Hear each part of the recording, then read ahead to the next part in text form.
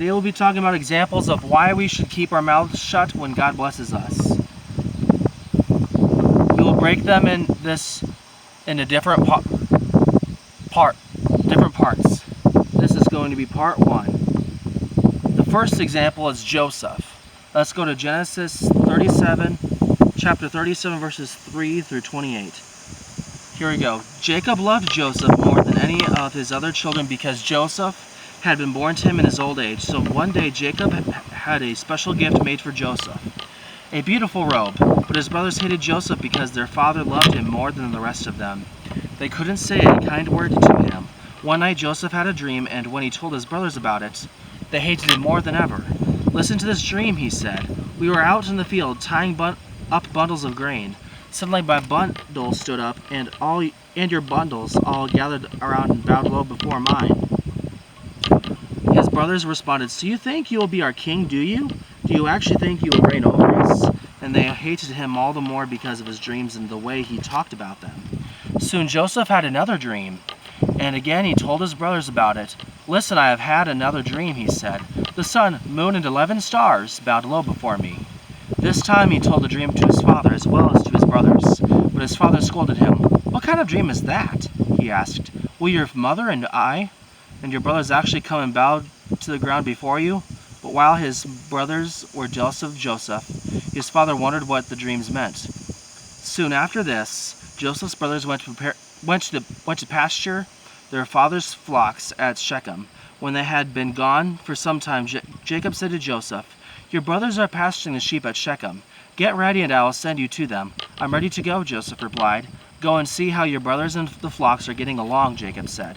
"Then come back and bring me a report." So Jacob sent him on his way, and Joseph traveled to Shechem from their home in the valley of Hebron. When he arrived there, a man from the area noticed him wandering around the countryside. "What are you looking for?" he asked. "I'm looking for my brothers," Joseph replied. "Do you know where they are pasturing their sheep?" "Yes," the man told him. "They have moved on from here, but I heard them say, 'Let's go on to Dothan.'" So Joseph followed his brothers to Dothan and found them there. When Joseph's brothers saw him coming, they recognized him in the distance. As he approached, they made plans to kill him. "Here comes the dreamer," they said. "Come on, let's kill him and throw him into one of the cisterns. We can tell our father, 'A wild animal has eaten him.' Then we'll see what becomes of his dreams." But when Reuben heard of their scheme, he came to Joseph's rescue. "Let's not kill him," he said. "Why should we shed any blood? Let's just throw him into this empty cistern here in the wilderness.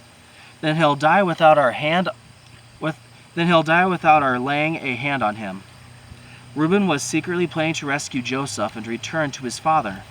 So when Joseph arrived, his brothers ripped off the beautiful robe he was wearing. Then they grabbed him and threw him into the cistern. Now the cistern was empty. There was no water in it. Then, just as they were sitting down to eat, they looked up and saw a caravan of camels in the distance coming toward them. It was a group of Ishmaelite traders taking a load of gum, balm, and aromatic resin from Gilead down to Egypt.